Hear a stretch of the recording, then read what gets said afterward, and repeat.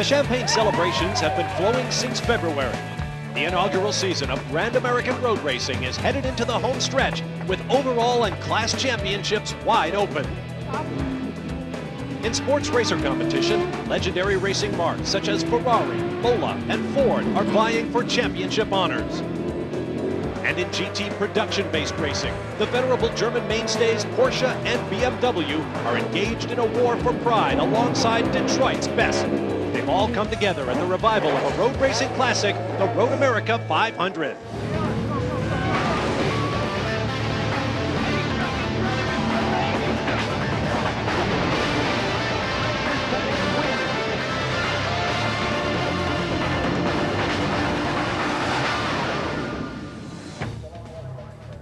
Nestled by Elkhart Lake in central Wisconsin lies one of the world's great racetracks, the 4-mile ribbon of asphalt known as Road America, site of the Road America 500.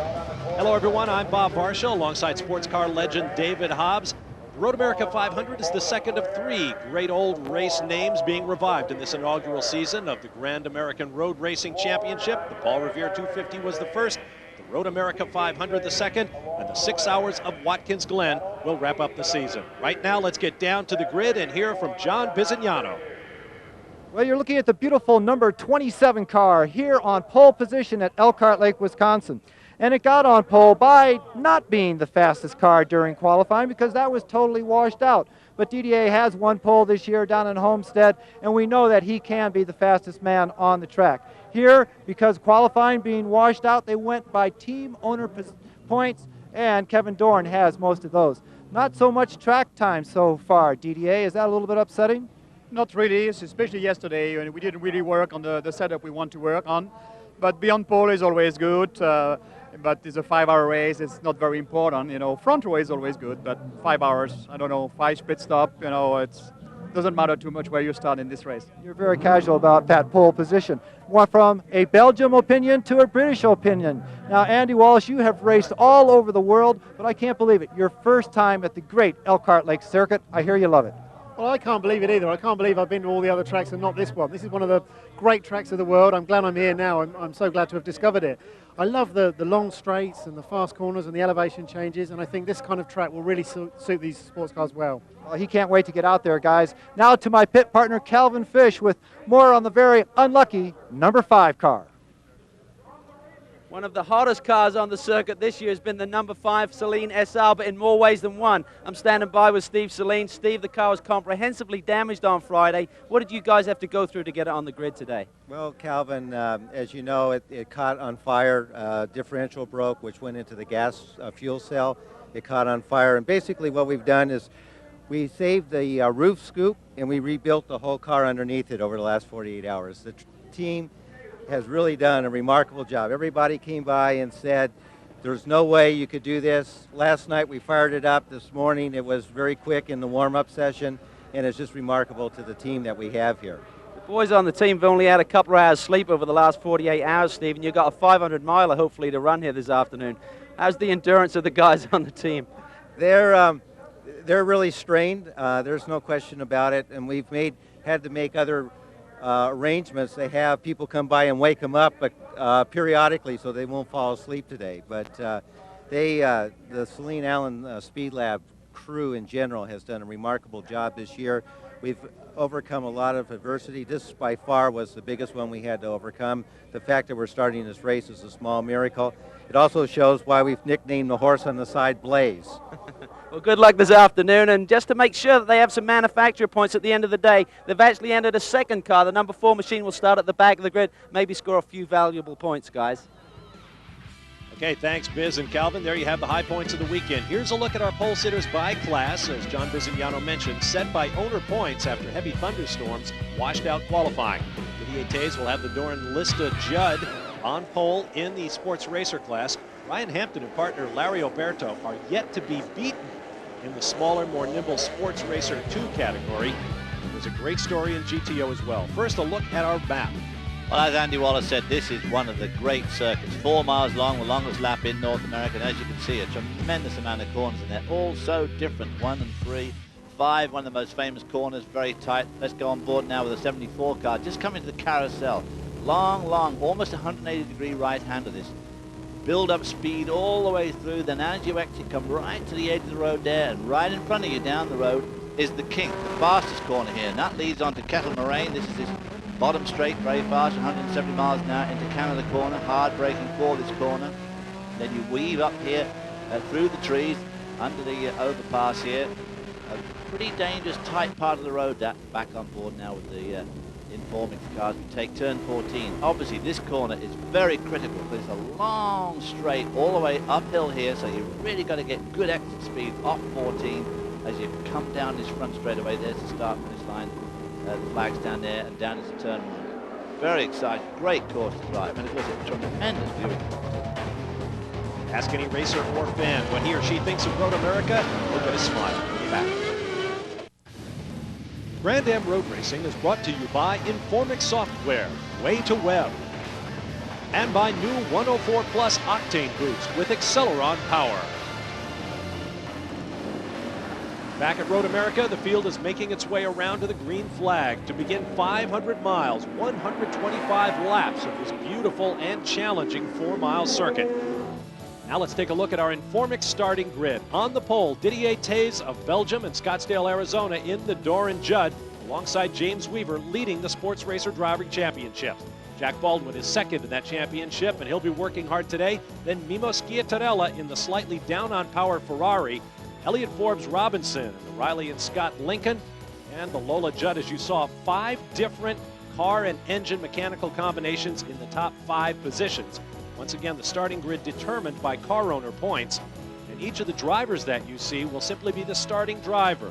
Each team will have at least 2, sometimes 3 or even 4 drivers, and the times you see are their best laps set in the practice before the thunderstorms came on Saturday and washed away qualifying. 40 cars in all, split into 5 categories: big, powerful, open-top sports racers, the lighter, less powerful, more nimble sports racer 2s, the GTO production-based heavy breathers, the under 3-liter engine-sized GTU cars, and the American GT tube frame heavy metal machines. Now, before we get started, let's get down to our pit reporters for their final thoughts. Calvin? Well, with this race being 500 miles, it's not a 24-hour, it's not a 12-hour, but it's certainly not a sprint race. And that really puts a heavy demand on brakes here at Road America. Long, fast straightaways, very heavy braking zones. James Weaver, for one, is very concerned. If it stays dry, they're going to have to watch their brake wear. But staying dry may be a big factor here this afternoon, Biz. We've seen changing weather conditions all day.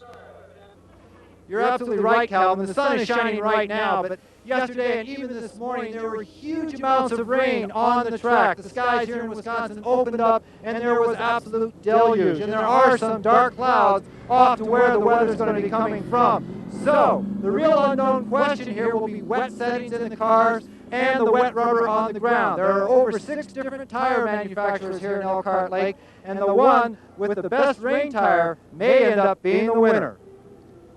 All right, thank you, gentlemen. And let's add one more variable into the mix, and that is fuel mileage. The Judd gets it with that Formula One derived V10 power. Ford teams, however, have been working very hard on their V8s. They are doing a lot better than they did at the season opening Rolex 24 at Daytona. And obviously a lot's going to depend on the caution period in this 500-mile race. The front row going down to turn 1 here. Very long front straight. Look at all that dust, all that rain yesterday. Washed a lot of mud and gravel onto this track. It's going to be very messy for the first couple of laps. And James Weaver jumps from 2nd to 1st in turn 1 around Didier Taze in the Doran Judd. This Ferrari red machine number 27, Mimo Schiattarella slots into 3rd, but he's being pressed hard by that brand new Lola. A lot of downforce on those Judds, and James Weaver using it to full effect there as he goes into turn 1 and got around him. Now they're going down this long back straight into turn 5. This is always a great corner for overtaking. Turn 5 again, this long, fast straight, very tight left-hand corner. Good approach. James Weaver's got enough lead there. No one's going to get around in there. The Liston car dropping back just a little bit. There's John Field, Schiattarella in the Ferrari 4. Up the hill to 6. This is another great little turn here. Hard on the gas, plunging downhill. Looks like that Ferrari is scrambling for grip there, Yeah, and he's very about to much be so. passed for 4th. Well, he hangs on to it. Turn 7's a quick right-hand flick, and this one here, turn 8, also a crucial corner. You've got to get out of here well because the carousel coming up here is a long, long turn. And this is where these cars with good downforce are really helped enormously. Schiaparella still holding off Jack Baldwin. A couple of SR2s, yeah. Lots of different racing lines being taken. And it's not a completely consistent circle. You have to kind of feed in the power because the turn kind of widens out. And no camber to help you either. It's a difficult corner. It's inclined to understeer a lot. This is Canada corner. A little bit of an uphill slope here with the right, left weave under that bridge. There's more runoff area than there used to be. It's a new bridge now. Elkhart Lake spent a lot of money on this track, on the Road America track. There's one of the BMWs off pretty early on. That's the 54. Oh, and the 68 car. That's one of the Redmond Bright pill beams over from England. So one of our sports racers is off, and one of our GTU BMWs. That was Mark Smith in the pill beam. That was the car that Brian Redmond was driving just a couple of weeks ago in the middle of the night in Daytona. Not here this weekend, but his team is. St. Paul Revere 250. That was Tony Jennings in the BMW M3 for Genesis Racing. Pick up the race leaders once again. Now here's another look at the start in real time from on board the Formix.com 74 Ranch. Riley and Scott Judd, hands of Jack Baldwin. Right behind the pole sitter, there's the Ferrari that was alongside. Baldwin sneaking up the inside as they come to this. Now you can see that dust starting to come out from under the wheels of these cars. And obviously these high downforce cars really throw that dust up into turn one. Right-hander. John Field just slipping in there in that black, as a yet unpainted Lola. They only had the thing like last Sunday, so very new car. And here it is, hanging right onto third spot, doing very well. That was a three-wide start. I mean, Schiaparella almost found himself on the wall. Now we have another of the GTU cars off. The truck was a bit injudicious. Whoop. Absolutely. Here goes John Field and the Lister car all over James Weaver. John Field goes down the inside there of Didier Tays. Good move. That's into turn 3. And leading onto this long straight. Another new bridge there, another new traffic bridge, making getting around the infield here really easy. Down into turn 5. Now is John Field going to have a go here at James Weaver? Not quite close enough in the braking area. Well, I'll say this for this Intersport team, they just get more and more competitive with each passing race. Another look at that move for second. Didier Tays goes to the inside of James Weaver to come down to turn 3. Then he thinks he's going to go to the outside for some reason or other, and that leaves a golden opportunity for John Field to slide down the inside in that new Lola. A great move there by John Field. Normally 2 cars from Intersport racing in the field, but they've chosen to concentrate their efforts on this new Lola, and it's paying off. They're your top runners. We'll be back. Welcome back to Elkhart Lake, Wisconsin, and the Road America 500 on the Grand Dam Trail. Bob Barsha, David Hobbs, Calvin Fish, and John Bizignano with you. And there is 2-time defending SCCA BF Goodrich Tires Trans Am champion Paul Gentilossi. He decided to enter his Trans Am car in the GTO category here at Elkhart Lake, and as you can see, even though he's on and off the track, he's leading the 800-pound gorilla in the GTO class, Terry Borcheller, in the Celine Allen Speed Lab Mustang. This is one of several interesting new entries to the Grand Am race this weekend. Earlier, Calvin and John took a walk through the paddock to survey all of the new boys.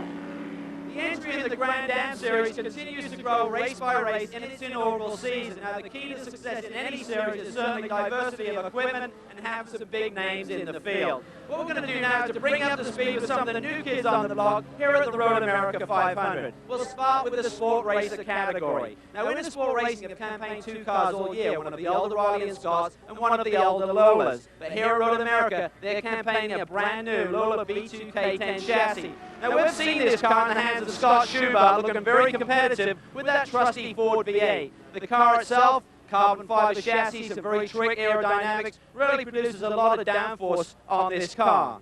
But with the Intersport team, the unique aspect of the car is in the back end of this machine. They're put in the back end of this car one of the Judd V10s. It's been very successful already this year, winning at Homestead with Team Duran and also scoring a pair of victories for Team 74 at Mid-Ohio and at Phoenix. I think this may be the hottest combination on the circuit right now.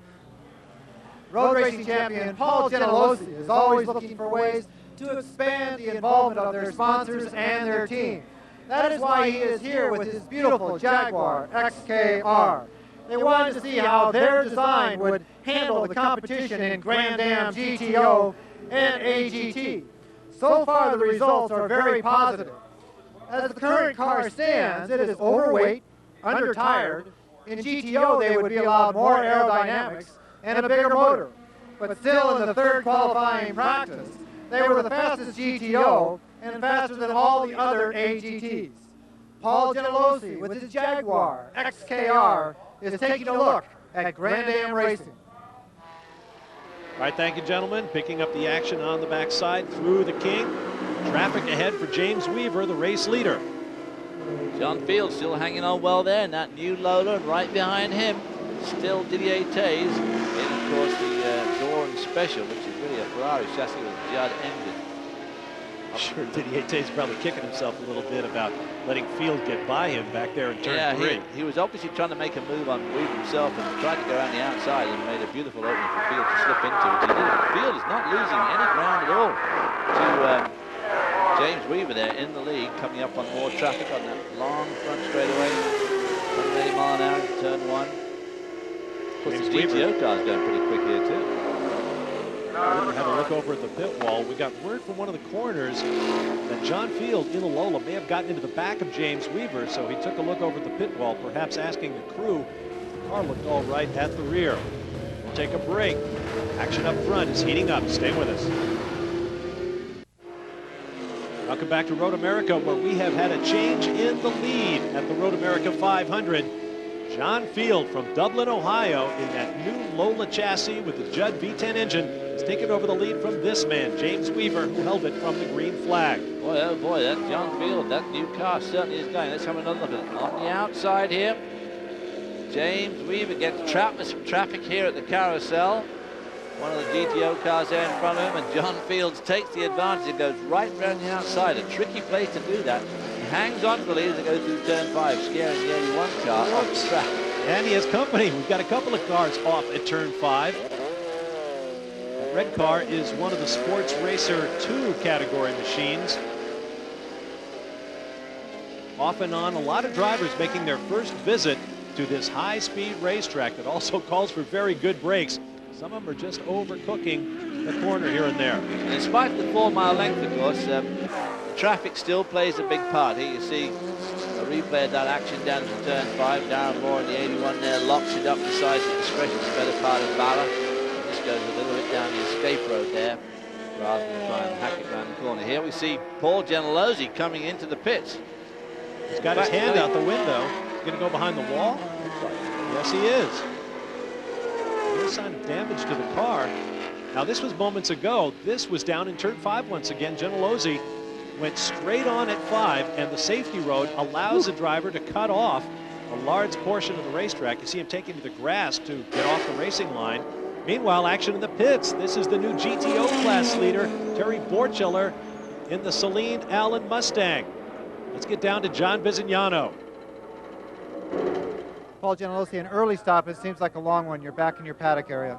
Well, we had a power steering hose leak, the steel braided line between the pump and the steering rack itself, and there's just no point in trying to drive it with no power steering. So we came in, the guys are going to put a line on it. While we're doing it, we'll make a couple little changes on the car, and we don't like giving up the lead, but we'll get back out. You enjoying your Grand Am weekend? I'm sorry? Are you enjoying your Grand American weekend? Oh, very much, very much. Everybody here was very nice to us and very gracious. A lot of the people that are here racing are people I've raced with for 20 years, so it's not a new thing. I bet Paul Genelosi knows a lot of the drivers in this field. There's the 00 up ahead once again. That is the American GT class Mustang in the hands of Paul Jenkins, Bruce Nesbitt, and Steve Pelkey, being chased by Darren Law in this GTU class G&W Motorsports Porsche 911 GT3R. And right behind him is Andy Pergam in the number 50 BMW, also in that GTU class. So this is a tremendous battle here for the class lead. And about to come on the much, potentially much faster 00 car, which could really become a foil for these guys on the twistier bits. Obviously, be quicker on the straights, but they're going to catch him up sooner or later.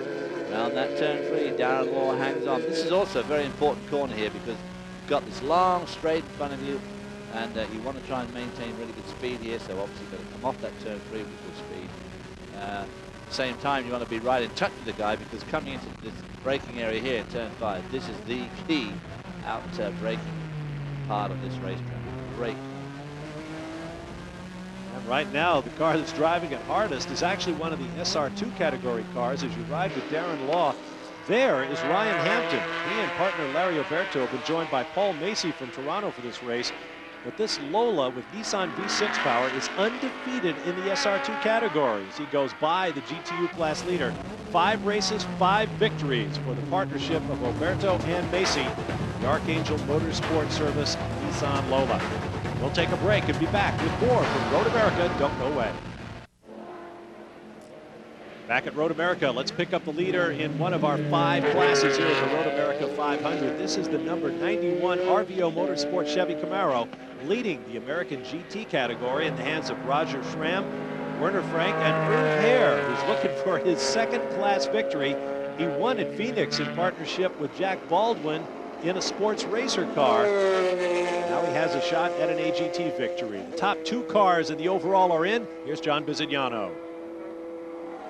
John Field, who's been having that wonderful run up front, has brought the number 37 car into the pits, and he's frantic in the cockpit. He's definitely not happy with his driver's position. They are trying to replace the padding in that car. This car has just arrived, first race out, so he's in a bit of a frantic situation. They are not changing tires. They are doing a complete refueling of the car. But right now, the major thing is to try and get this driver comfortable. He was battling early on, right up front, running in 2nd position, but right now they're having a very lengthy stop. And that long stop has cost him the race lead. There is Andy Wallace, who has taken over the Dyson Racing Riley and Scott Ford from James Weaver, and has taken over the point. As you see John Field pulling out, looked like they were doing a front air pressure adjustment on that Field Lola.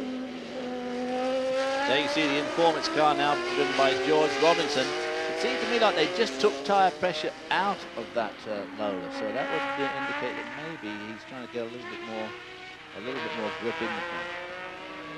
But the temperature's changed a lot today. You see the sun is shining brightly now on George as he goes down to turn 8. This is a tough braking turn. I tell you, these cars drive really quick, and this corner is tight.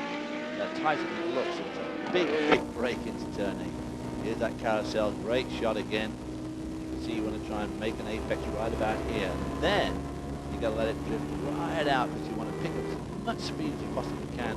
So you've got the GTO leader in front of the number 5 car. This is the King, fastest corner here.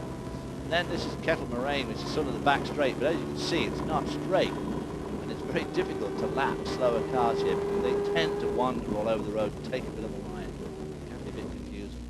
Out into Canada Corner, you saw the course workers waving at those slower cars up ahead to stay over to the left. Let the faster sports racer come through. Up under the Billy Mitchell Bridge for 14. Several blind brows around this racetrack. You just saw one. Here comes another one. The flag stand is on the other side of this brow. There's the pit entry on the right. Flat out, over the crest they come, and now they can see the flag stand. Again, lapping some traffic as he crosses the start finish line. Let's get down to the pit lane once again. John Bizignano, the pole sitters pit.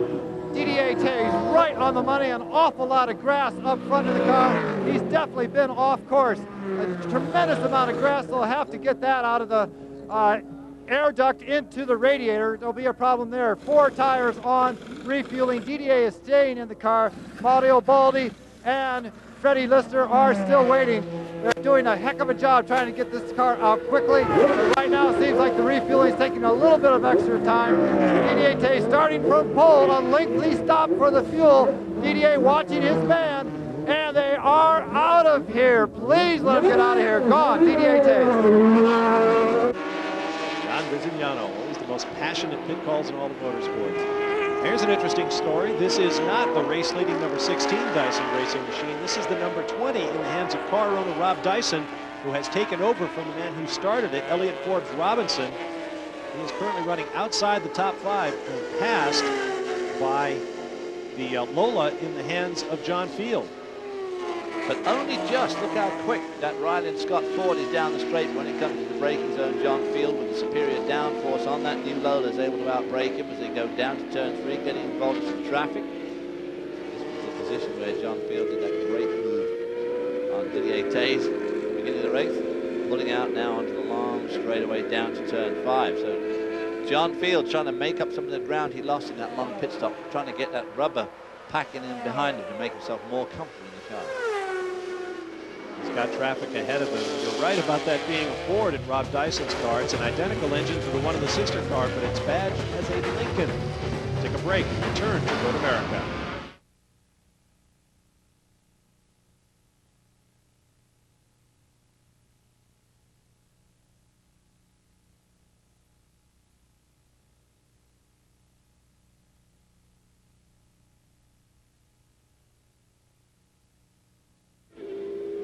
Back at Road America, the battle for GTU class leadership remains hot. There is Darren Law, the number 81 G&W Porsche 911 GT3R. Just behind him is the GTO class leading Celine Allen Speed Lab Mustang, but behind that car is the second in GTU, number 50 Genesis Racing BMW in the hands of Andy Pilgrim. This is going to be a tough battle with that GTO car between him. The 50 car is probably quicker through the tight corners, probably a bit better on braking, but it's going to be difficult for him to get around the GTO car, a bigger, more powerful machine, especially on the long straights here at Road America. And of course, Darren Law has already done that, so Andy Pilgrim's got his work cut out now. But what a close battle this is for the GTU. So you've got your GTO and your GTU leaders right there in the same frame. The GTU Driver Championship is going to be fun to watch. Mike Fitzgerald and Darren Law are sharing a car. They've won a series of races together, but they did not drive together in the season opening 24 hours, where Fitzgerald outscored his future teammate. So Mike Fitzgerald leads Darren Law by 16 points for the Drivers' Championship. And as long as they keep driving together, that's the way it's going to end up. That's right. It'll be interesting with 2 races to go after the Road America 500 here on Speed Vision. See whether they split up to try to decide that championship or to give Law a shot at his teammate. GTU stands for under 3 liters, no turbochargers allowed in the class. And look at all that oil. Oil, boy, oh boy, that oil on the screen now. Who's that coming from? He's been leading the 50 car, so I'd say that it probably came from the Borgella car when he went by it. I'm not absolutely sure, of course, but a lot of cars out there on the track, and he daren't touch that windscreen wiper, because if he does, that'll turn very opaque. Sometimes it's better to leave it the way it is. Now here's the battle for second place. Up the road is Didier Tays in the Doran Judd. Recall, he has not gotten out of that car yet. This is for second place, and Andy Wallace is being chased by one of his erstwhile Dyson Racing teammates. That's Butch Leitzinger, who drove to victory at the Lime Rock round with James Weaver in that bright yellow Lola Ford. Great engine sound from those Fords. Now, Butch Leitzinger, if you remember, a couple of weeks ago at the Paul Revere 250, they failed to make the start. They got on the grid and the thing wouldn't start right there and then at the beginning. They got left out and they never did make it into the race. But here, going extremely well. Suffered heavy electronic problems. In fact, they've told us this weekend that they were unable to solve them. They changed the engine, changed the wiring looms, did everything they could think of, but could not cure the problem. And mysteriously, it has gone away this weekend. So far. I hate those problems. Right? I hate those problems that go away and you don't know why they went away. That's me knocking on wood in the background. Yeah. Now to the Sports Racer 2 category race, and this too is heating up. The 99 is the Martin Snow Larry Schumacher machine. Just ahead, the class leading and undefeated number 22 Oberto Hampton car. Terrific battle here for all these classes at the moment. The lead obviously being duked out between Leitzinger and Wallace. This is a terrific battle here for the SR2, and of course GTO about the only guys who are out on their own there. The number 5 car. This is a good battle though for SR2. It's Lola chassis for the SR2 category. A very tidy machine, relatively inexpensive for prototype sports cars. And they've become very popular, not only here on American shores in the Grand American Series, but also abroad in the Sports Racing World Cup, where they run a very similar category for smaller engined, more lightweight, very nimble cars. Very good turning, very good braking. This battle will only get better. We'll take a break and return. Welcome back to Road America, and there is the formerly GTO class leading Jaguar in the hands of Paul Janelozzi, coming back out after going behind the wall to repair the power steering. Janelozzi say it's very tough to drive these cars around a place like Road America. And a little bit of help from the mechanicals. Here's the GTU class leader in for a pit stop. And I'm no doubt he'll get that windscreen cleaned up too. Obviously a driver change, takes the wheel off. That's interesting. We don't often see that in a GT car, having a removable steering wheel to aid in the driver changes. Law will get out. Mike Fitzgerald, class driver leader, will get in. Having trouble getting that fuel nozzle. Threw him out a bit there when the car went up on the jack. Well, we got a problem on course. This is Giorgio Vinella, who was added to the TRV Motorsports team in the sports racer category. A young Italian leading the Italian Formula 3 championship and a test driver for the Minardi Formula 1 team, who's been having an absolutely heavenly time driving at Road America this weekend, but he's got mechanical problems right now. Meanwhile, the Creighton Motorsports team pulls in. Butch Leitzinger with the black helmet climbs out. Scott Schubot will climb in. This car was running second in class behind the race-leading number 16 car. There's Finello, who has pulled it over. Looks like he will not reach the pits. More action. Schubot heads out. Let's get down to Calvin Fish. Number 16 currently in second place behind the Taze machine comes in. Andy Wallace going to switch over once again to James Weaver. The plan here is to do single stints with the drivers every time and fresh rubber. Really try and force the pace, force the issues, try and create some problems with the other cars by the pace of the race. But right now it looks like they're in a real battle with that Lister machine. Andy's turned over to James. These guys have worked together time in, time out. They do a great job. Driver change looks routine. Last drops of fuel going in. This team are coming off a victory at Daytona. James has had 3 wins this year. He's looking for number 4 here today at Road America. Full load of fuel is in. James runs out of the pit lane. So James Weaver comes back out. John Field has climbed out of the Intersport Lola. Oliver Gavin, British driver, former winner of the McLaren Autosport Young Driver of the Year competition, comes back on the track. Just one appearance in the series thus far this year. He already has a reputation as being just that little bit aggressive. He, Jack Baldwin, no slouch in his own right when it comes to being aggressive. Touched the wheels a couple of times. But he is very quick on his way to Formula 1 stardom just a few years back. Here comes our leader now. Didier Taze gets out of the car, and into the car is going to get Freddie Lionheart. We're able to establish a big lead by letting Taze do a multiple stint early. Let's get down to John Visignano. Right now they are in the lead. Again, a lot of grass up front. This left-hand corner, all it needs to do is drop off, and there's a huge collection of grass which they are freeing right now so that the air can get to these radiators. Didier Taze having a little bit of problem getting Freddie into the car. They have changed all 4 tires. The fueling's going a little bit slow. But again, another very, very efficient stop for the Doran team. Freddie Lionheart takes over. In the background, you see Giorgio Vinella's car being pulled into the pit lane. Now, Freddie Lionheart's not as quick as Didier Taze, so he's going to be under extreme pressure from James Weaver and Scott Schubot in the 8 cars. Lionheart goes out with the race lead. Have to get that car up to speed as quickly as possible. You see traffic overhauling them. There's the GTO class leading Mustang in the pits. Let's get down to John Visignano, who's with Didier Taze. Okay, Didier, the pole may have come from mathematics over the season, but getting that lead, that had to be one great drive. Well, the setup was more or less a guess before the race. It was, raining like you said yesterday and this morning. The track is supposed to be very slippery, and we put a little bit more downforce for security. And we did well. The car running perfectly. I wish we had a little bit of shorter gears with this downforce because I am a little bit slow on the straightaway. But otherwise, the ending is perfect. What about the rest of the event? Can you hold up front? I hope so. Thanks, Biz. Meanwhile, here's John Paul Jr. having taken over the number 20 Dyson Racing Riley and Scott Lincoln. He is being pursued by a new driver in the number 74 Informix car. That's Hurley Haywood. We'll be back. Welcome back. The Road America 500 is back after a 6-year absence here in the inaugural season of the Grand American Road Racing Championship. Bob Varsha, David Hobbs, John Visignano, and Calvin Fish with you. Right here, John Paul Jr. is being chased heavily by one of the most decorated endurance sports car racers of all time, Hurley Haywood, now in that 74 Informix car. This, of course, is the battle for 6th spot, and a very intense one it is too. Hurley pulling out there. Looking down the inside of John Paul's terminal. Quite a bit of traffic.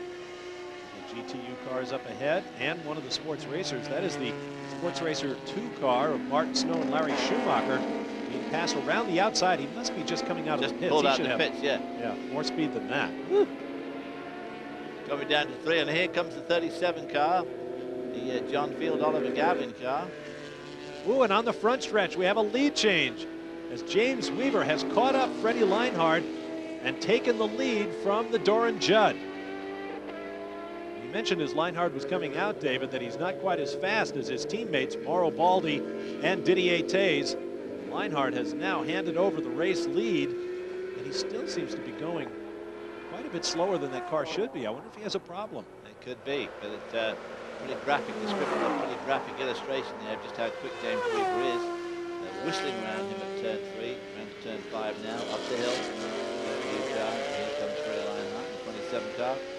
Just lost the lead, so the Leinhardt car now in 2nd. James Weaver assumes the lead.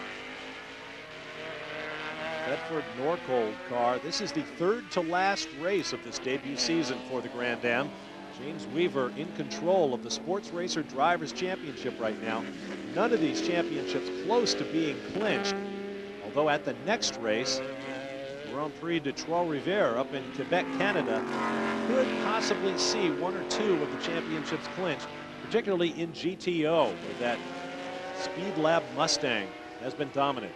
It's the Schiattarella car, the number 12 Ferrari, running in 4th overall. Eric Van de Poel of Belgium now behind the controls in that bright, unmistakable day-glow orange and green helmet. Ralph Kelleners usually drives with Schiattarella, but Van de Poel is subbing for him this weekend as Kelleners is busy racing at the Nürburgring in Germany.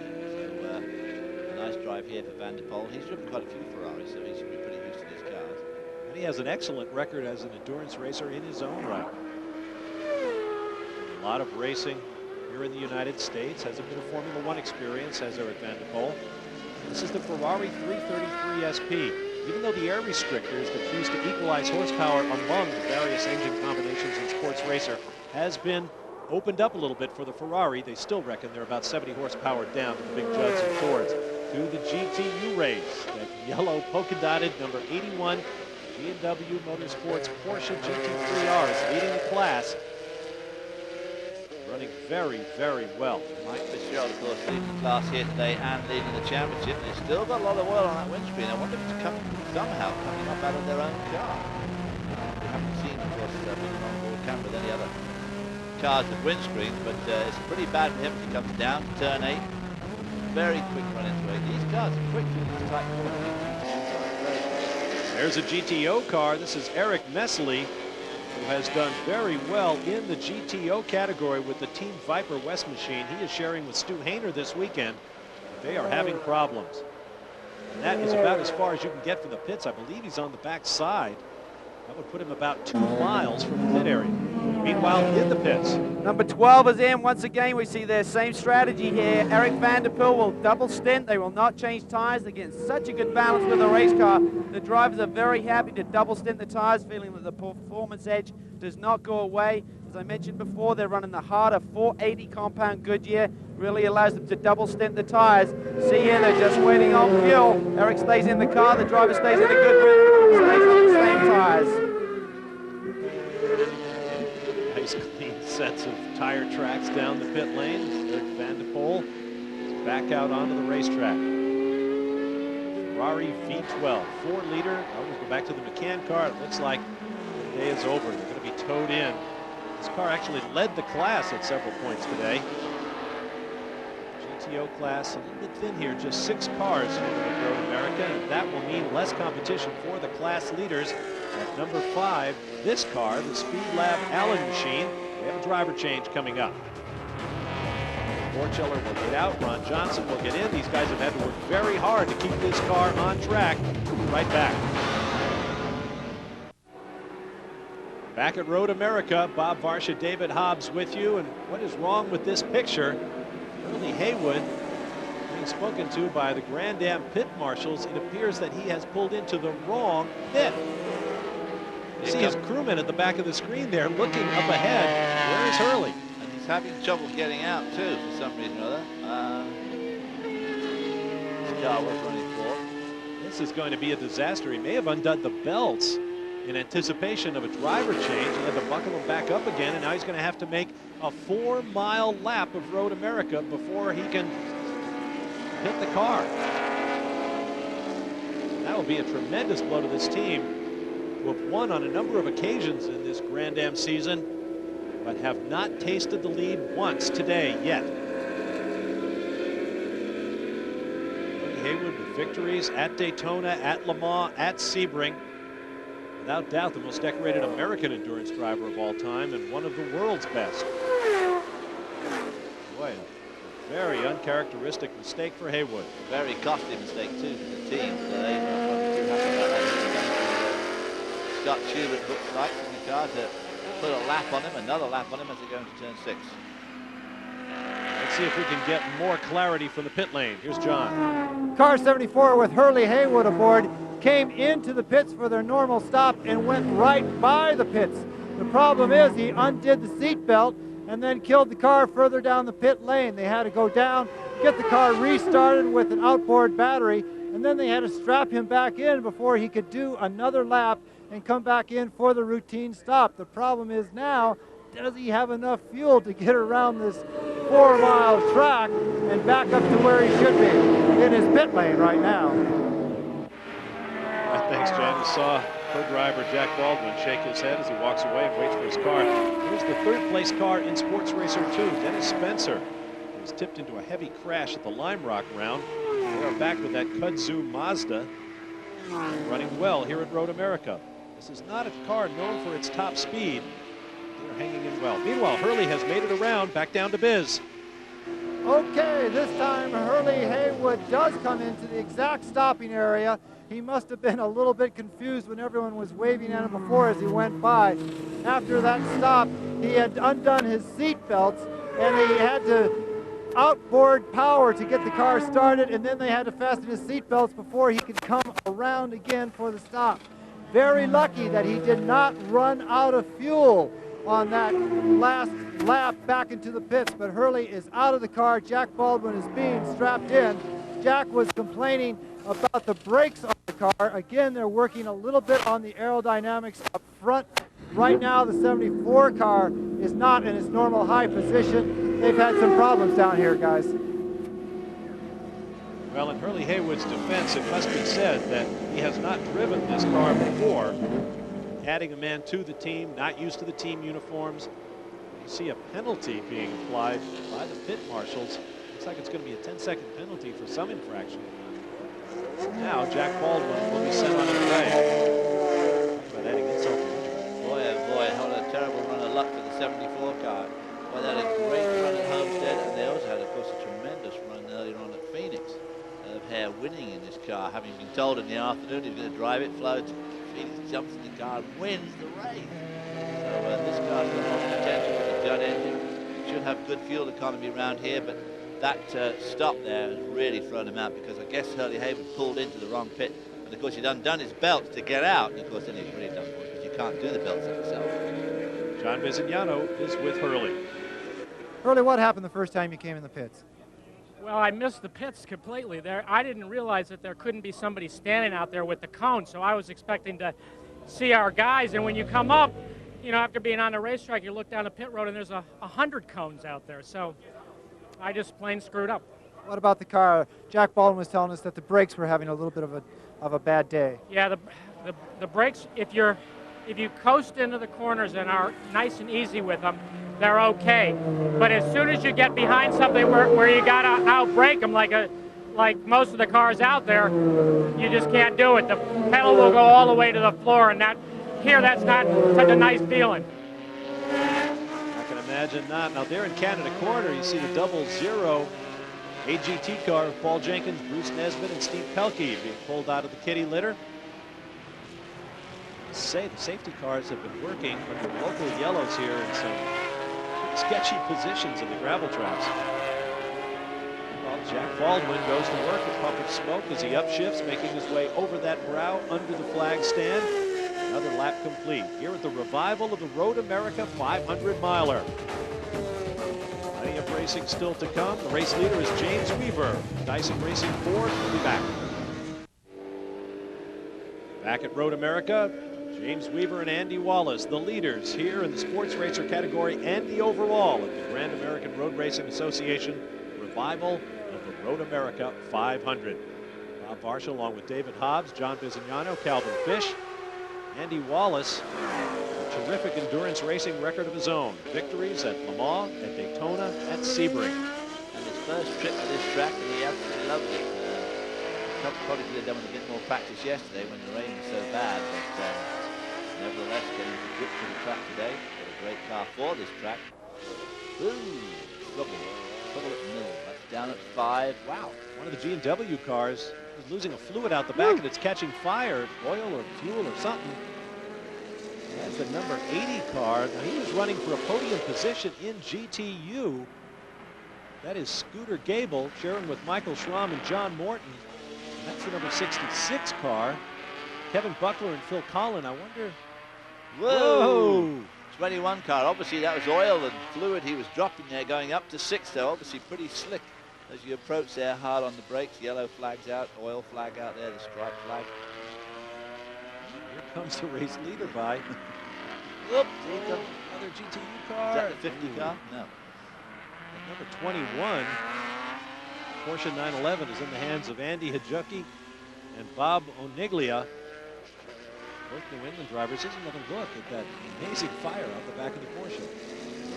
Oil or gas. It's not really much smoke, which would probably indicate it's gas, but it obviously made the track really slick. You saw that car spinning on the way up the hill there.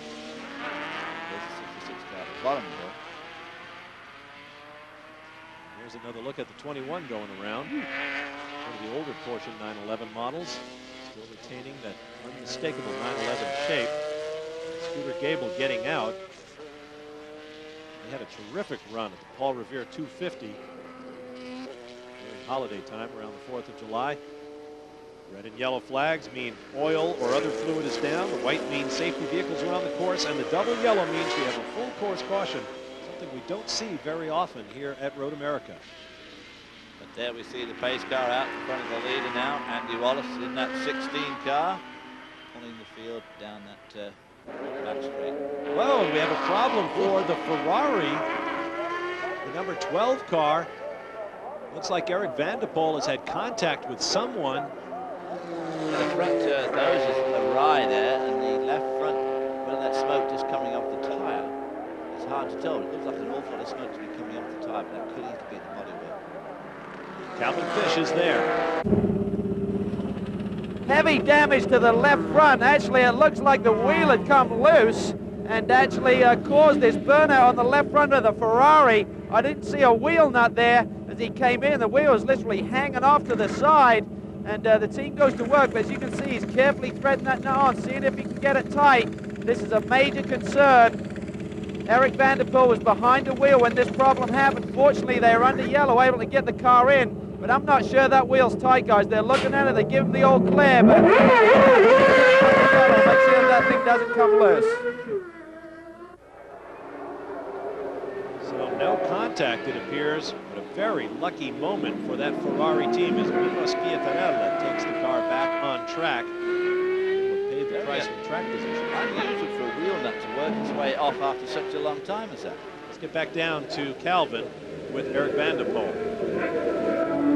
Eric, we saw you bring the car in under the caution period. It looked like the left front wheel nut was gone and the wheel was literally hanging off. Did that happen at speed out on the course? No, I was slowing down behind during the yellows. It means I had no worry, nothing, but we were quite lucky because it could happen one lap before, 2 laps before.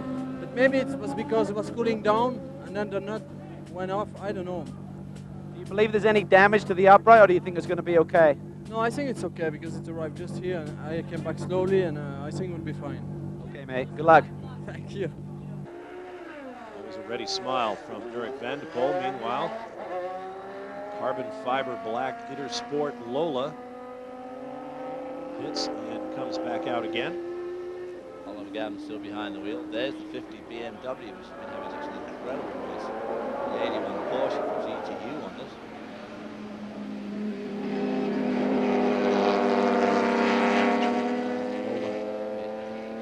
end looks like a 37 Chevy business coupe.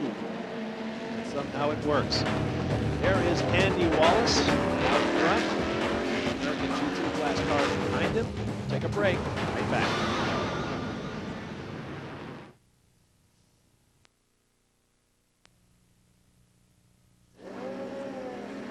Back at the Road America 500, Bob Varsha, David Hobbs with you. We are ready to go green, but with the yellow still out, a couple of last-minute pit stops.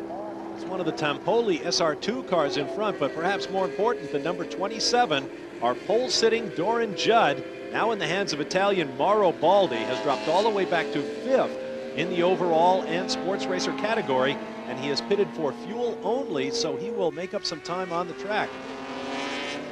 That should put him in good stead later on in the race, because that Judd engine car is very, very good on fuel anyway. This car pulls off. This car does not. Yes, it does pull. Playing mind games with our race leader, Andy Wallace. Whoa, look at that jump start. Man. Yeah. They may have been playing mind games, but he certainly legged it out of there, didn't he? And he's got slower traffic behind him. That'll keep his pursuers behind. Let's look back. There is Scott Schubert in the 8 car.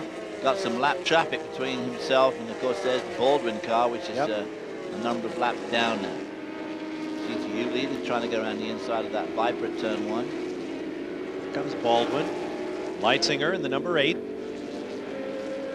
He's got his work cut out for him, because up ahead, Andy Wallace has clear track in front of him. And, of course, Butch has got his work cut out here, because he's got a couple of very quick cars in front of him. The 74 car, which is some laps down, and the 91 car, which is leading the All-American GT class as they go into turn 5. All-American GT car giving him a bit of room there, but Leitzinger having to get right to the edge of the road there. Some of that debris from the incident caused that long flag there. You can see the oil dry all the way up there to turn 6, so that'll be a bit slick for a couple more laps there. Good look at Werner Frank from Daytona Beach, Florida. Chevy Camaro leading American GT. While Jack Baldwin leading Butch Leitzinger, but that is not for position. Leitzinger is running second, and Baldwin, as David mentioned, several laps down after that unfortunate faux pas by Hurley Haywood, parking in the wrong pit. Through that carousel, these cars got a lot of grip through there, a lot of downforce. Boy, oh boy, look at that new loader there, whistling around there. Butch Leitzinger making that huge ground on Jack Baldwin in that one corner. And of course, that's the strength of that new Lola V2K10. Unusual looking car, but enormous downforce on that machine. Truly a state-of-the-art sports car. Boy, and that corner there really shows up to the carousel, because you're in there for a long time. It goes some fairly high entry speed, and you maintain a high speed all the way through it. And he was whistling through there. And look how much time he gained up through that S's under the bridge there too. Won't be particularly picking up quite so much time. Look, it's a bit twitchy at the back there. Butch Leitzinger now in hot pursuit of the leader, who of course is now out of sight. I'm guessing Leitzinger's car is trimmed out for top speed on these long straightaway runs at Road America. That's why he was squirming under acceleration down there in 14. Always a big compromise here. Here's the 12 car, which you saw at that unfortunate pit stop when the wheel came off. Well, it didn't quite come off. It might well have. Well, I think it was the wheel nut had come off. Actually, it was the bodywork that held the wheel on, really, in the end. Close moment for them. They run in 3rd place right now with Nino Schiattarella behind the wheel, that is. Just love saying that name. He heads off down the back stretch. So the order is Wallace, Leitzinger, Schiattarella. Here comes one of the Pill Beams. This is from the Redmond Bright stables, running in the SR2 category. This is the car that went off on the very first lap into the gravel trap, but obviously got it back on the road now. Mark Smith was driving at that time. He went off the road on the very first lap, but back and in full flight now. Passed by one of the Tampoli Raffaele Engineering Tampoli RTA 99s. It's an Italian Sports Racer 2 chassis just ahead, the red number 51, and this, the Pilbeam, silver 68. You like saying that Tamparelli too, I'm definitely going to have to take some Italian lessons. Well, we got a car off, being dragged out of the gravel traps. That's the Pro Technique Racing Porsche GT3R with Jan Rask and Tom McGlynn driving it. A friendly tow out, and away you go. And that's in that same turn 6 Whoa, area. look at all that gravel coming out the back. That's where all that speedy dry was down. So it claims another victim, and now there's gravel on the track as well. Now flying down the backstretch through the kink, headed for Canada corner. This is that great SR2 race too. Yeah. Des. All three of the front runners in the category right there. But they are not in order. The third place car in the serial there, the yellow number 99 for Snow and Schumacher, is the class leader. The two cars up ahead, however, are fighting for second place. And if the 99 can hold on to win, it will break a 5-race winning streak in the class with that car just ahead of him. We'll take a break and return. Back at Road America, Andy Wallace of England drives the number 16 Thetford Norcold Dyson Racing Riley and Scott Ford. He and his teammate, James Weaver, dominating the race right now. There is the second place car in the hand of Butch Leitzinger. Philip Creighton Motorsports Lola Ford V8. All of the Ford V8s in this sports racer category come out of the shops of the Lozano brothers in San Antonio, Texas. And for a pushrod motor, pretty much dated technology in contemporary sports car racing, they run very, very well. And they've done a lot of work on their fuel consumption. There's the 91 car. That's leading the All-American GT class. In the pits, looks like a driver change going on. Werner Frank getting out. A bit tough getting out that window for some of us. Werner Frank looking to have a similar outline to David Hobbs. Standing too close to too many tomato sandwiches, as again once said Benny Parsons. This is the number 12 Ferrari who survived that close moment when the left front wheel came loose. Remo Schiaparella currently at the controls as he sweeps through the carousel. Ooh, close moment there as he goes underneath the second Dyson car. Let's get to the pits and Calvin Fish. Andy Wallace unexpectedly in, only a few laps after the last stop. He's in, they're looking at the right front. It may be a braking problem. They're going to the right front pads, it seems. Problems with the brakes on the number 16 machine. They suspected that pad wear would be a problem here over on the right front corner. They definitely have a problem. The mechanic is working on that right now. They take this opportunity, obviously, to refuel Andy. They're looking under the back of the car as well. But it seems as though brakes is the issue right now on the 16 car. Oh, and this is going to cost them precious time on track. They had that yellow flag period when this work might have been done if they had known about it. It's been these niggling mechanical problems that have been derailing the Dyson team all year. Let's get down for a further update from Calvin. Number 16 remains on pit lane. They're still working on these front brakes. They're changing the pads. This is the sprint configuration. They actually have 4 pads in each caliper as opposed to 2. With the leading edge on the pad, it actually gives it more bite, gives it better braking, but obviously wears them out a little bit quicker. We spoke to Weaver over the weekend. He was concerned about this. They said under full heavy loads, the brakes were going away. They were having to try to baby them a little bit, but this has cost them valuable time under green flag racing, and has certainly cost them time to that number 8 machine that continues to sprint around this racetrack with Butch Leitzinger behind the wheel. All right, thank you, Calvin. Tough break for Dyson. Seems hard to believe that just a few laps ago when we had that long extended caution that they wouldn't have known at that stage they had a very long brake pedal, and that obviously would have been the time to change brake pads, because this is proving a very long stop. Meanwhile, the Ferrari, the number 12 car, Schiaparella, has been in, out, and they're still there. Now they're taking the front off the Weaver Wallace car. Beautifully done. This is the Risi Competizione Ferrari. These guys show up in full Formula One regalia. Oh, we got a car off. Is that one of the sports racer light category cars, car number 22? That's the Archangel Motorsports. That's our perennial leader. Boy, that's not the place you normally see him. Ryan Hampton, Larry Alberto, and Paul Macy. The 5-race winning streak appears to be over, and it will be handed over to Martin Snow and Larry Schumacher in this car to the pit lane in Biz. Baldy brings the number 27 in for what should be the last stop, but they are going to do a driver change. Didier Taze is unbuckling Baldy and trying to get into the seat just as fast as possible. All 4 tires out, the seat out, 1 driver out, 1 driver in. Fuel has to be absolutely to the maximum. I talked to Kevin Dorn and he said, can we go to the end? And he said, if Baldo can't get the car back here, he missed 1 lap. We should have come in a lap earlier. We will be able to go to the end, but it was just kind of with a question mark. Right now, they got to get every single drop of fuel into that tank. Motto out of the car, a little bit of extra time in strapping in DDA. He was extremely fast when the first set. Right now, they are out of here. That should be their last time for today.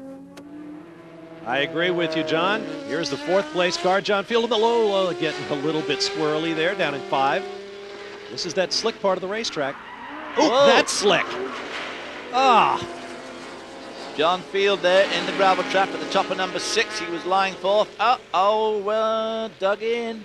It's high-sided, so he's going to have a tremendous job getting out of there. What a shame. That car was going so well. The track crews have been all over today getting cars out, but well, I don't know if they can do it fast enough for John. Boy, it's slippery up there at the top of 6, though. Obviously, all that oil and petrol that was laid down by those 2 cars, the 66 and the 80 car that crashed there earlier on. So now the number 8 car is our leader. And approaching that same spot. Slippery spot, but manages to get away with it okay. Field gets out. Now, I guess the point is they've been by this spot lap after lap. They know the oil is there. Here we see it again. He's down at 5. He gets pretty much out of shape. I wonder if that right rear tire is going away a bit too. But he stays very wide there, locks it up into the gravel. He stayed on that oily line. Boy, yeah, that was a bit of a mistake. Now, I wonder if that right rear tire is going down or going away in some way, because he obviously had a lot of trouble with it back down at turn 5. Meanwhile, number 8, the load of Ford, is pulling away in the lead. Butch Leitzinger in the race lead. It would be the first of the year for his teammate Scott Schubert. That story's yet to be told. Back at the Road America 500, getting late in the race now. You're looking at the GTU category leaders, Mike Fitzgerald and Darren Law in their Porsche 911 GT3R. They've certainly had a great season, been very, very strong in GTU all season, and had a wonderful run here today. Under pressure earlier on from the number 50 car, but at the moment well in control. Here's the number 5 car, the GTO class leader, Ron Johnson, sharing with Terry Borchiller. We cannot overstate what this Speed Lab crew has been through this weekend. The car was burned to the ground on Friday. 48 straight hours of hard effort to get that car rebuilt, and it looks fairly pristine. You see the safety crews working to pull John Field's car. Pulling John Field's out of the gravel trap. What a shame for the Fields car, but the 5 car again, after a tremendously harrowing weekend, the car almost burnt to nothing. Have put it together again and assumed the lead in the GTO again. A victory for them would lock up at least a tie in the Drivers' Championship for Borchiller and Johnson, if I'm not mistaken. Here's your American GT class leader. RVO Motorsports Chevy Camaro, Roger Schramm, Irv Hare, and Werner Frank. And there is Martin Snow. His teammate Larry Schumacher and he could pick up their first victory in Sports Racer 2 today. Excuse me, I was about to say up front. I'm used to saying that about Andy Wallace and James Weaver, but they had that brake problem that dropped them 3 laps down. And there's the sister car, the number 20, just ahead of them. Now being driven by John Paul Jr., so he might give these guys a bit of a run, because these guys are now battling for 4th position. So I don't think that John Paul Jr. is going to give up at this stage. Quickly through, they've got some lap traffic. Tough place to overtake a slower car in the carousel. Andy Wallace will kick very fast. It's one of those corners. Is it flat? I don't know. Is it flat? Are you taking flat? Sort of flat. Too bad we don't have telemetry to check. Yes, you can't say those things anymore, of course, because the guys would say you weren't even close to that. Now, there's a good story from the pits.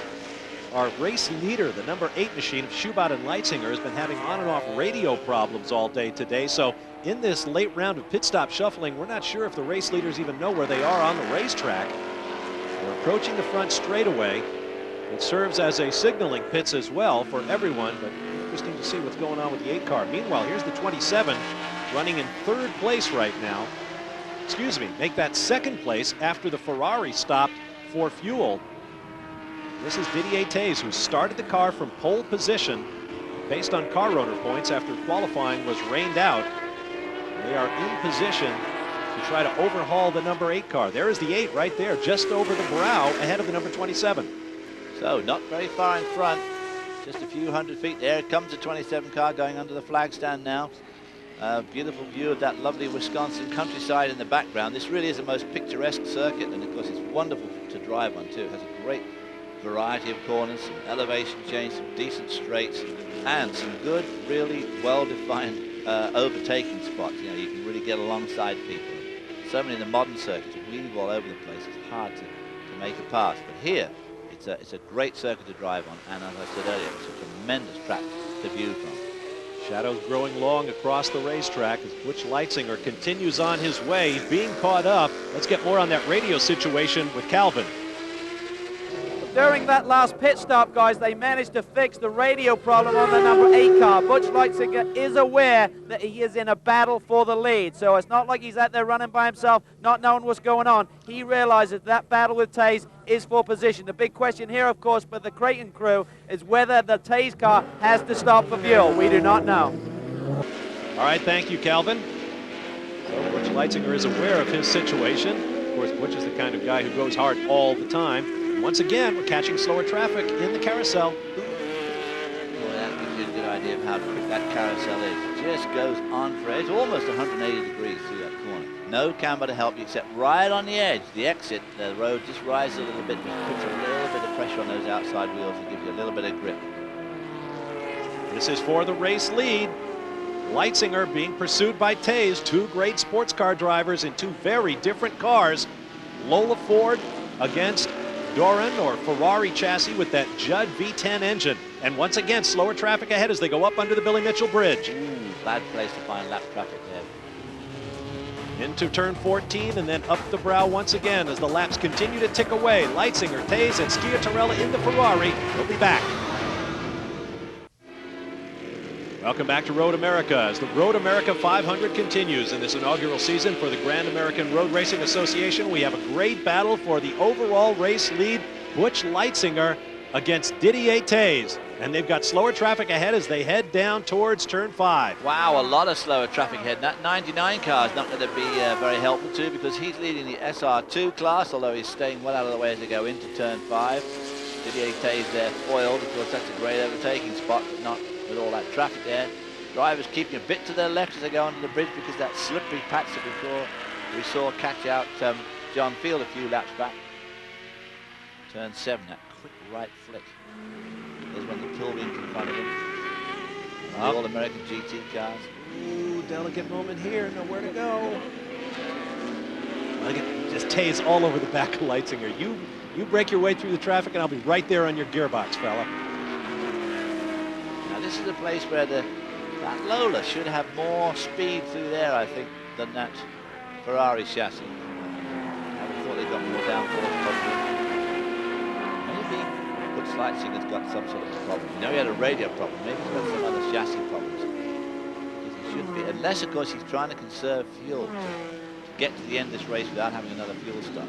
Going under the GTO race leader, Ron Johnson, and that number 5, Celine Allen Speed Lab Mustang. Now also on the same lap with these two race leaders, Mimo Sciatarella in the number 12 Ferrari is lurking not too far behind. Then John Paul Jr., Andy Wallace, and John Field are all 3 laps down to the race leaders, but they're on the same lap battling for 4th, 5th, and 6th. Jack Baldwin another lap behind on his own lap, as is Howard Katz, the next car in line, and then the race leaders in Sports Racer 2, Snow and Schumacher, with the second place car in SR2, Rich Grupp and Dennis Spencer, 1 lap behind their class leader. Leitzinger seems to be losing time in all the wrong places. He must have something wrong with the car because down the front straight there, he was as quick or quicker than the Lister-owned car. But through those corners, turns 1 and 2 and 3, he caught up. Didier Taze made ground with him, so maybe he's got a problem with the handle in some way. Maybe he's got a brake problem. It's a long race here, very tough on brakes this road course. Some extremely high-speed braking points down to very low-speed turns, so you really hammer the brakes here. Keep in mind, this is after more than 100 laps of racing. More than 400 miles deep into this race. Here we are with the numbers 1 and 2 cars in the race, nose to tail, and the 3rd place car on the same lap. Very close race for such a long one. Ooh, a little bobble there from Leitzinger. Into the carousel again. Well, this time he does pick up a bit of ground, doesn't he? He opens up a bit. Looks quicker through the carousel this time than last time. Was a time when the hill on the right there, they've dug it all the way in the last few years. That hill used to come right to the edge of the track there on the exit of the carousel. I mean, you didn't want to go up there, otherwise you'd find yourself in a quarry. This great racetrack in the Kettle Moraine region of central Wisconsin. Here we go down the inside. Oh, Taze for the race lead, sliding it through the corner and takes the lead in Canada, but Leitzinger's right there trying to respond. Boy, Leitzinger, that must have taken him a bit by surprise. He wouldn't have expected that Judd-powered car to be able to get in there at the end of that straight into Canada corner, but he did. A great pass there by Didier Taze. that was all on the brakes. Let's take another look. He drafts him down that kettle moraine back straight. As I say, it's not really straight, and pulls out, just does a beautiful job here out braking into the can of the corner, looking a bit slippery. We've seen at least one car in that gravel trap there too. So, and look at this again, the Lola, the Lola Ford looking just a little bit quicker down that front straight. Into turn 1, down to turn 3. They call this turn 3 really because it's the third flag stand. It's all a bit confusing. It's really turn 2, but Turn 2 folklore, it's turn 3 now. So just a kink at the top of that brow is what they call turn 2, then 3, and this run down to 5. As you said earlier, the shadow's getting longer now. Beautiful place to watch a race this. Especially down here at turn 5. Just get the lawn chairs out, sun shining on them, and the beer stands and the food stands are close at hand. Carefully now. More traffic here for Didier. Calamity Corner. I was mentioning this is the Kettle Moraine district of central Wisconsin. Lots of lakes dotting this area, carved by the glaciers eons ago. This great racetrack has been eyed by a number of World Championship series, including Formula One, as Butch Leitzinger swings the tail out once again. This would be a great Formula One racetrack because there'd be room for passing and there'd be room for the people. I mean, you could get 120, 130,000 people in here easily, and you can get them in and out because there's a tremendous county road system all around Road America. So getting people in and out is pretty good. Good hotels not far away. You can be in Chicago in about an hour's drive. Of course, there are the charms of Siebkens in the village of Elkhart Lake, one of the legendary watering holes in all of motorsports. We'll take a break. We're close to the end of the Road America 500. Final 10 laps of the Road America 500, and there is your race leader, Didier Taze, who started this Doran Ferrari chassis with a Judd engine from pole position, and moments ago passed Butch Leitzinger for the race lead. And having passed him, he's certainly put a lot of daylight between himself and the number 8 car with Butch Leitzinger in it. So Leitzinger must be having some sort of a problem.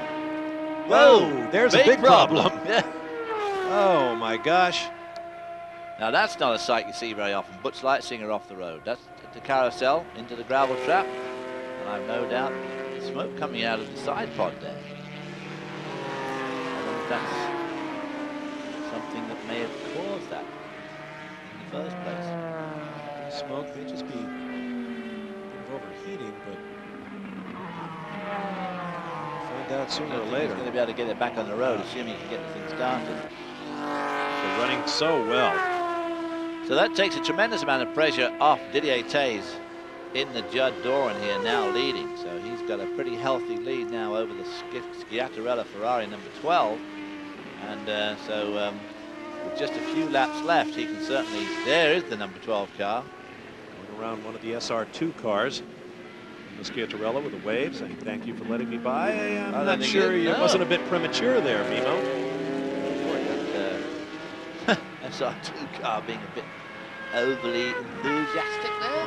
There's the 8 car. Scene of the crime, so to speak. And they can't get him back out. We've seen a number of cars into the gravel traps, pulled out and sent on their way today, which frankly I'm in favor of if it can be done safely, keeping cars in the race. I think it's a great idea. I think it's one of the big downfalls of Formula 1. Ooh, look at all that. He's got the thing going again. All that gravel coming out of the back on the exit. And that does look like smoke coming out the left side of the car as well. Here comes Jack Baldwin in the number 74 car. Well, let's hope that gravel doesn't catch somebody on the exit of. Now still down to the kink. And trying to stay out of the way. There's the GTU leader coming up, the 81 car just behind him. So no doubt heading back to the pits now to, and the GTO leader as well, the number 5 car. Butch Leitzinger will be taking it easy. A whole lot that could be done when the car is healthy at this point. No, still dropping gravel. WCR leader, the number 27 car, Didier Taze. He's looking for his second victory of the year. He picked up his first at Homestead Miami Speedway 3 races into the season. And if he can hang on to win, depending on what Jack Baldwin does, Taze could move into second place in the championship behind James Weaver, with a number of drivers still in the running for the championship. There's Mimo Schiattarella, now second overall and in the sports racer class. Butch Leitzinger has made it to pit lane. Calvin Fish will be there to greet him as he makes his way down under the speed limit to his pit. Calvin? The number 8 machine driven by Butch Leitzinger has put in a superb performance today, but problems out there on course. Butch brings it in. They're unsure whether it's an engine and fluid related issue at the back of the car or whether it's a tire issue. The crew is going to work anyway, putting on 4 new skins to the car, and they're checking out the back end of the car. I don't see any massive fluid leak back here, so this smoking issue that you saw on the track is really a mystery right now, but Butch obviously had a problem for him to go off course like that. Looks like they changed all the tires, disconnect the jacks, they're going to fire it back up, and he'll go out. He'll be cautious, try and feel the car out to try and get it to the finish. Well, we'll see what Butch Leitzinger can salvage. If there's nothing wrong with the car, just a case of over-exuberant cornering, I guess. So another lap down there by Didier Tays. Here's the 12 car lying in second spot. As you said earlier, the Ferraris, all these engines, of course, are restricted to try and get parity in the racing with such a tremendous divergence of engines, V12s, V10s, V8s, push rods, overhead cam. And one of the ways they try to do it is restrict the air. He's obviously got some sort of a chassis problem, so I think is how Didier got around him in the first place, because I think that load of Ford should be a better match than it was for Didier's car. But great moment by Leitzinger to take it out there and gas it. It's not helping. Yeah. Can't imagine. Well, it could be a broken shot. There's fluid definite smoke. Yep. Definitely fluid coming out there. Looks like coming out the breather pipe. Meanwhile, the number 12 on his way, hoping to close ground on the number 27. Now the question is, will the 27 need another stop? Let's get an answer from Biz. Some very cautious relaxation going on here in the Kevin Dorn pits. They right now have over a 40-second lead, and they know for sure that they have enough fuel to go the distance. Once the pressure was off by Leitzinger, they could ease back short shift and make sure that they had plenty of fuel in that very economical Judd motor. In the background, you had a look at Kevin Doran, all of his boys standing there with stopwatches up along the pit wall while the boss is behind. He knows what's going on. We'll be back. Back at Road America, final lap for Didier Tays, sharing this Doran Judd special with Mauro Baldi and car owner Freddie Leinhard. White flag for the race leaders. There's the All-American GT race leader in front of the 91 car. 69 car is one of the Pill Beams. That's the Redmond Bright car. Mark Bunting and Michael Lauer driving that. That was the car, I believe, that gave them some trouble down in the carousel just a few laps ago. Getting out of the way nicely there. There's Mimo Schiatarella in the now second place. Risi Competizione Ferrari 333 SP. Here's the Bruce Nesbitt 00 Mustang. Saw him in the gravel trap earlier on down right here at Canada Corner, actually. Being pulled out under the Mitchell Bridge. A very tricky corner that, you know, you got the bridge parapet in the way, there's that rise in the ground, you can't see over it, you can't see round it. But Schiatarella successfully navigates it for the last time but one, and he's coming to take the white flag right now. The especially tricky part of that corner is that it turns. Oh, you have to be ready to be in your turn before you can see where the road goes. Schiatarella takes the white flag. Beautiful afternoon. They've had a wonderful race weather-wise, considering how bad it was qualifying and everything yesterday afternoon. Absolutely appalling. Several of our camera positions were struck by lightning yesterday. Nobody hurt, thank goodness. There's the 20 car, John Paul Jr. still running in third. Behind him is the Weaver Wallace car, which never has recovered, of course, from that diabolical brake stop they had to have under green just a few laps back, which took them out of contention. Difficult day for both of the Dyson cars. Early for the 20 car, late for the 16. Couple of corners left for this man, Didier Tays, to pick up his second Grand American Road Racing Association victory of the year here at the Road America 500. We've had a number of different leaders, some interesting action both on the track and in the pits. All in all, a great day of sports car racing as this amazing Doran Judd comes across the line and a fist in the air, crew on the wall, traditional celebrations for Didier Tays, Mauro Baldi, and Freddie Leinhard as they take victory at Road America. Yeah, terrific. There's the number 2 car still in the carousel, so Quite a long way behind, about half a lap down for the number 12 car. But by now, they know the winner has crossed, and they are safely in second place. Looking to negotiate traffic right here. Big car too, that bipede. Don't want to go bouncing off one of those. A lot of weight and muscle behind that down to Canada Corner for the last time. See a lot of brake marks there. It's a slippery bit of road, that slightly curving approach, but it's also a very tempting place to overtake people. Up under the Billy Mitchell Bridge, heading for turn 14 is Mimo Schiatarella, the Formula One veteran. Sharing his car today with Eric Van de Poel, also with Grand Prix experience under his belt. With a flag, and Ferrari finishes second here at Road America. Let's take a look at the final results of today's race. Victory to Baldy, Tays, and Leinhardt over the Schiatarella Van de Poel Ferrari. Robinson, Dyson, and Paul Jr. in the Riley and Scott Lincoln, followed by their teammates in the Riley and Scott Ford. First SR2 racers, Snow and Schumacher, Martin Snow and Larry Schumacher, break Larry Alberto and Ryan Hampton's 5-race winning streak.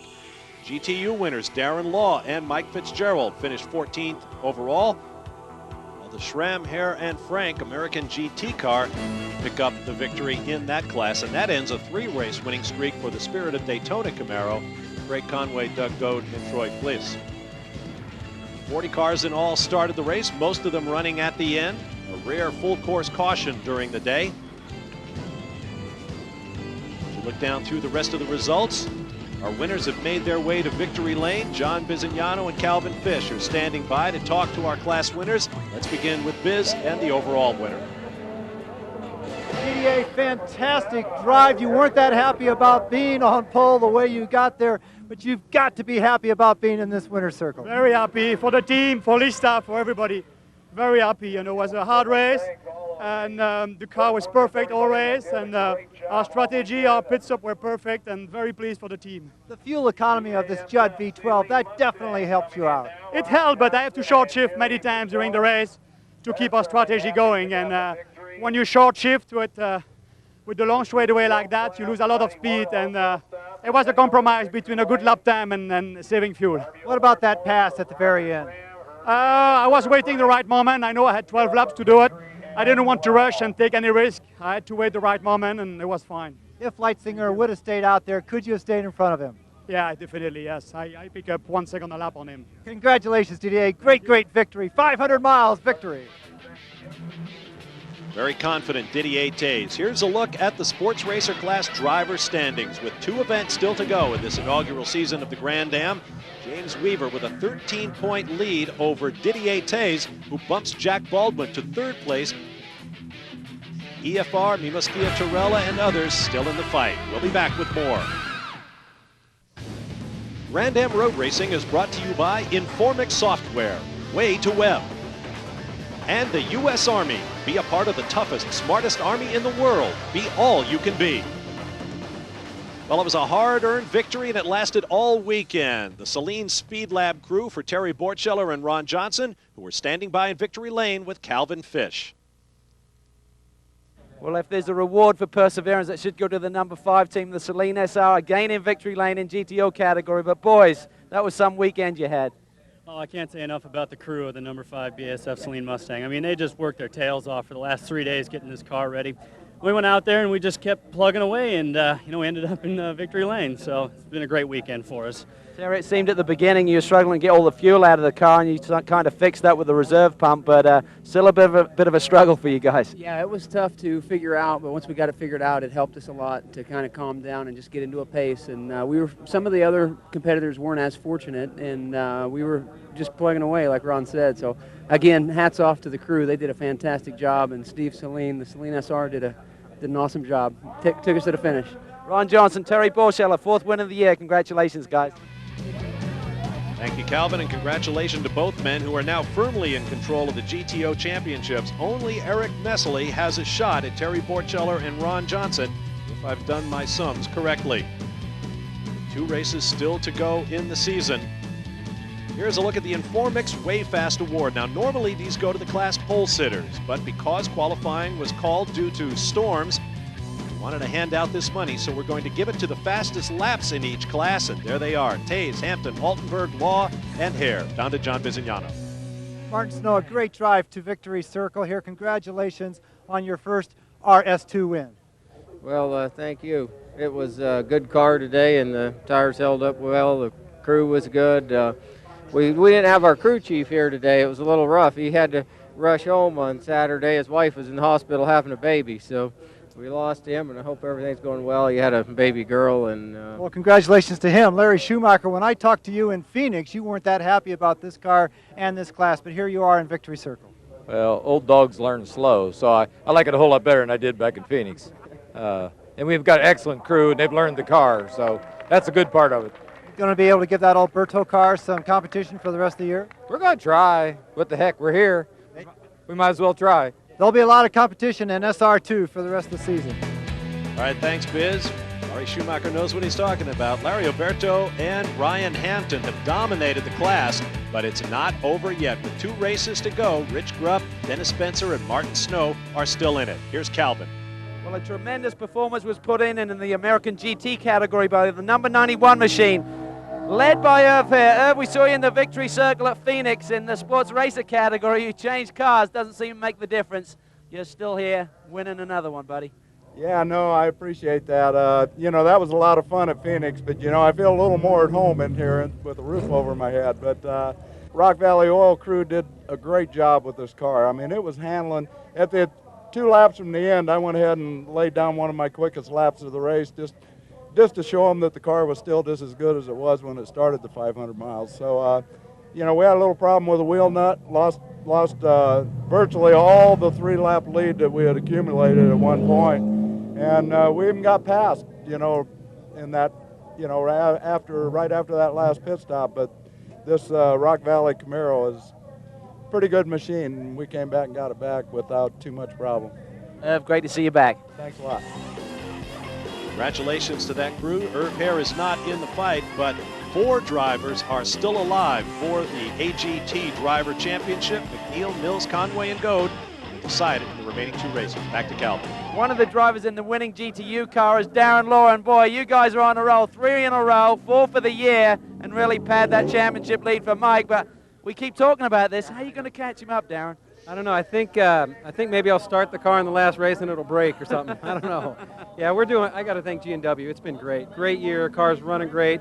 I mean, we've dominated all weekend. It's been real good. Great performance. Well done. Thanks. I think from the look on Darren Law's face, he knows that somehow he's going to have to get away from his teammate Mike Fitzgerald to win the Drivers' Championship. They have been very successful together in this class. They have indeed, and we had tremendous racing out there this afternoon, considering this was a 500-mile race, so it's certainly no sprint. We saw the GTU leaders locked together, we saw the SR2 leaders locked together, and of course we saw the big sports cars absolutely locked together right till the end, until Butch Leitzinger had that spin towards the end. This race could have gone anyway, right to the last couple of laps. So for 500 miles, I'd say that was a pretty entertaining race. There was a lot of racing right through the field. The All-American GT, Doug Goad and Conway lost for the first time this year to Irv Hare as he came in. So all in all, a pretty exciting race and very, very interesting. A lot of racing right down through the field. And 2 race weekends still to come at Trois-Rivières, Quebec in Canada, and then the 3rd in the trio of race revivals in the Grand American Association for 2000.